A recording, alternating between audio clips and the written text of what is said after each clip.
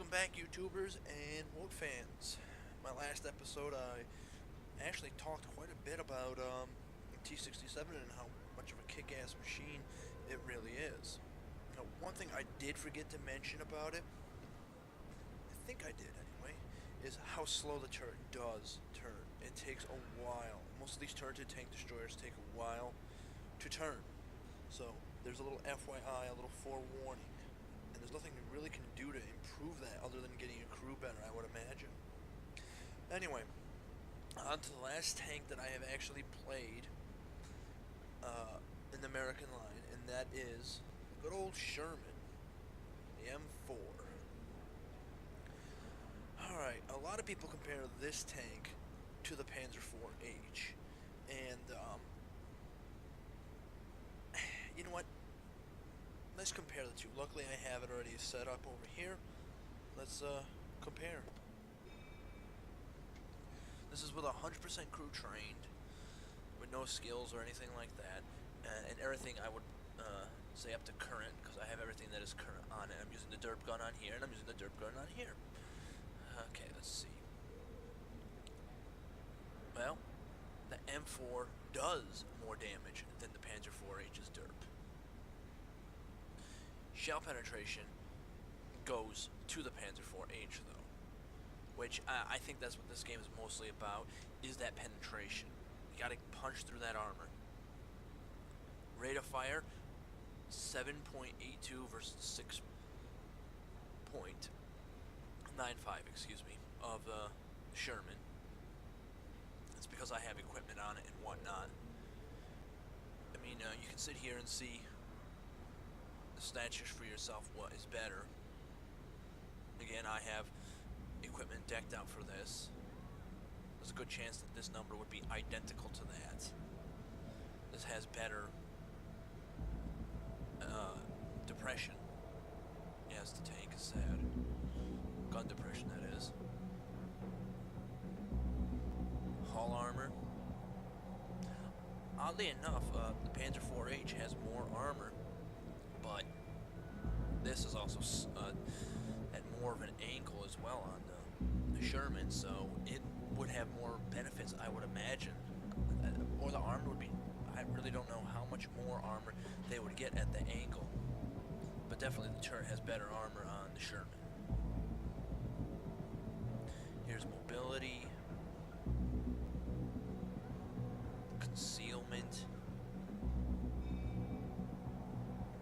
Concealment's a little bit better on the Panzer IV-H, simply because it's a lower profile tank.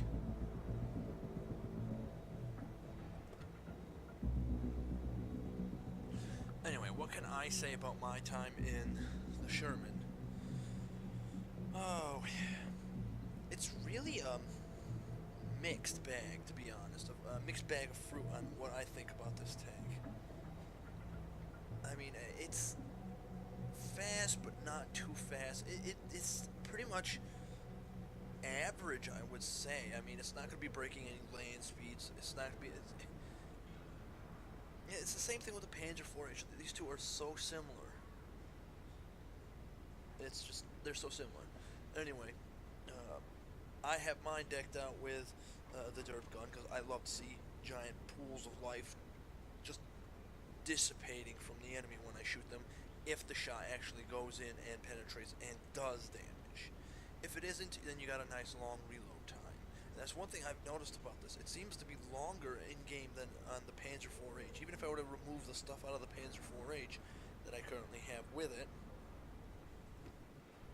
if I remove all this, I'm pretty sure it literally feels that this has a longer reload rate than the Panzer IV-H, which confuses me. I don't know why it feels that way.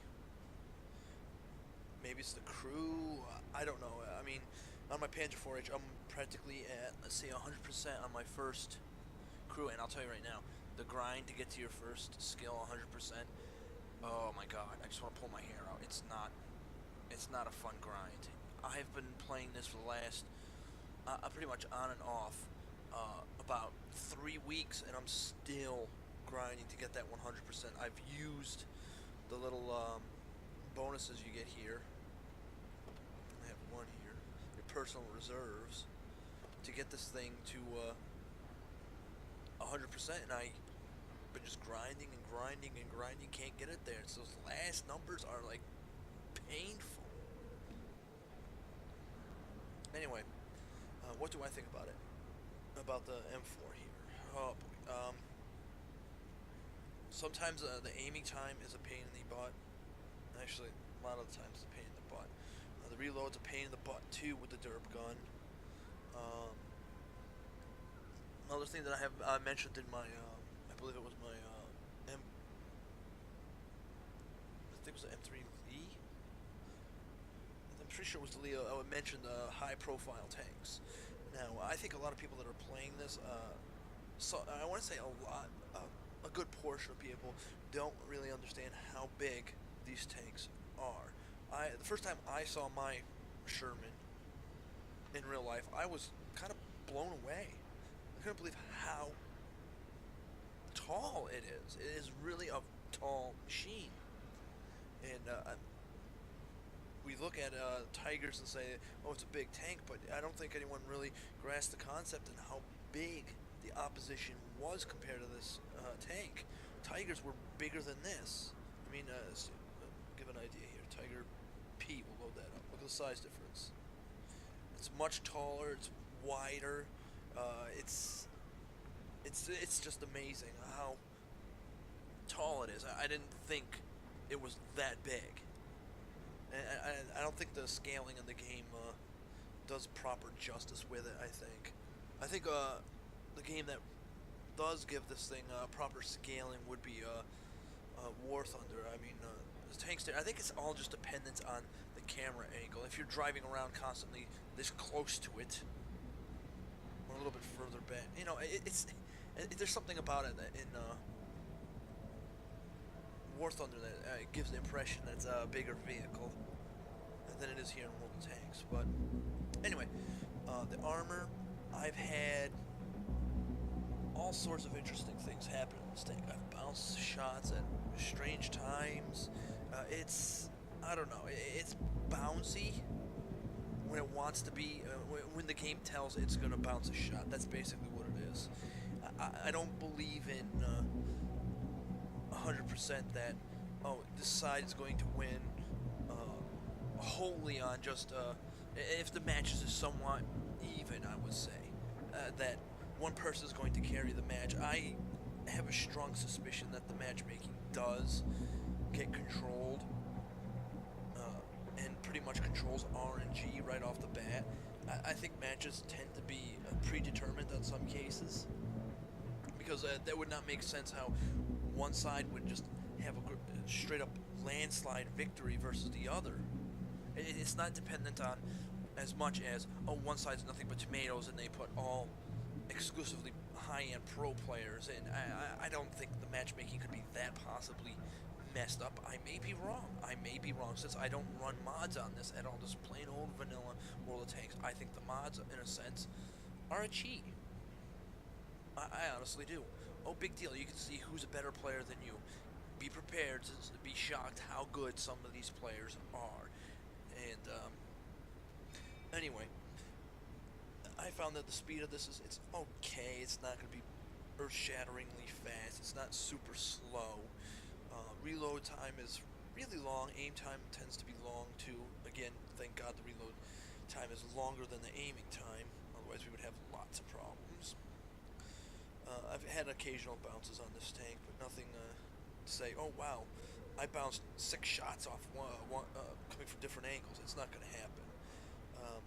I was actually in a game in my Panzer IV-A, I think it was the A, yes it was the A, where I had the derp gun and I had a player in Sherman right here just totally ignored me.